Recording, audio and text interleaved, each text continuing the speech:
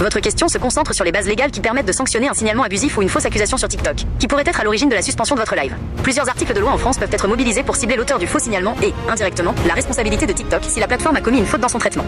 I. Contre l'auteur du faux signalement, le faux dénonciateur. La loi française punit sévèrement les dénonciations mensongères, notamment si elles entraînent une sanction, comme la suspension d'un compte ou d'un live. 1. Dénonciation calomnieuse. Code pénal.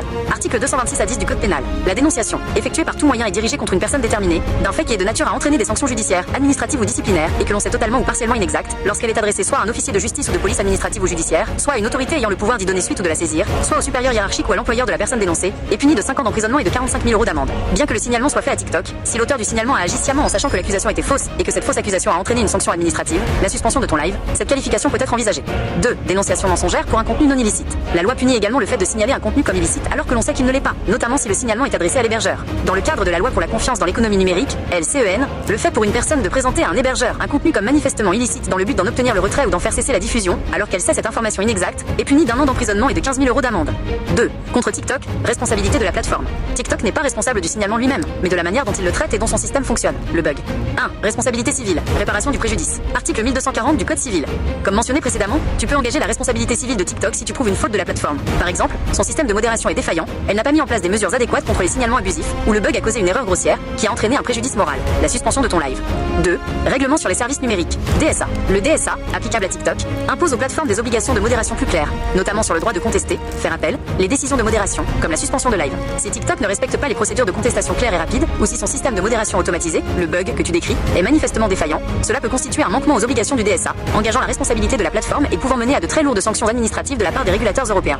En conclusion, pour le signalement abusif, tu as des recours pénaux, avec amende et peine de prison potentielle, contre la personne qui a abusé du système, si elle est identifiable. Pour la faute de TikTok, le bug et l'application d'une sanction injuste, ton action se concentre sur le droit d'obtenir des dommages et intérêts. Article 1240 du Code civil, pour le préjudice subi, ainsi que sur l'utilisation du mécanisme de contestation prévu par la plateforme et encadré par le DSA.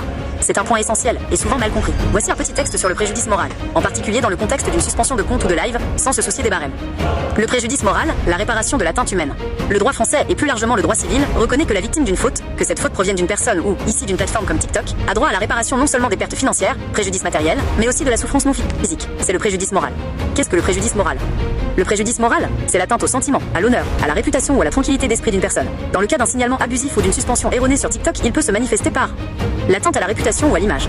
Être accusé à tort d'avoir enfreint les règles, surtout si la raison du signalement est grave, crée une image négative auprès de la communauté et des abonnés. La souffrance psychologique. Le stress, l'anxiété, la frustration générée par l'impuissance face à une décision injuste, le sentiment d'injustice, ou même le trouble du sommeil, le trouble dans les conditions d'existence. Si TikTok est un outil de travail ou de lien social important, la suspension cause une perturbation majeure de l'activité ou de la vie relationnelle.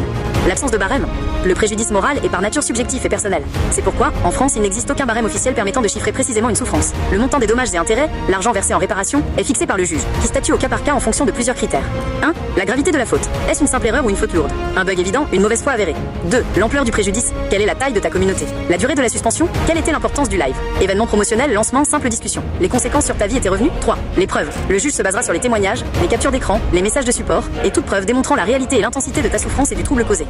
En somme, pour faire valoir un préjudice moral, il faut prouver non pas la douleur elle-même, ce qui est impossible, mais les circonstances qui l'ont provoqué et ses conséquences concrètes sur ta vie.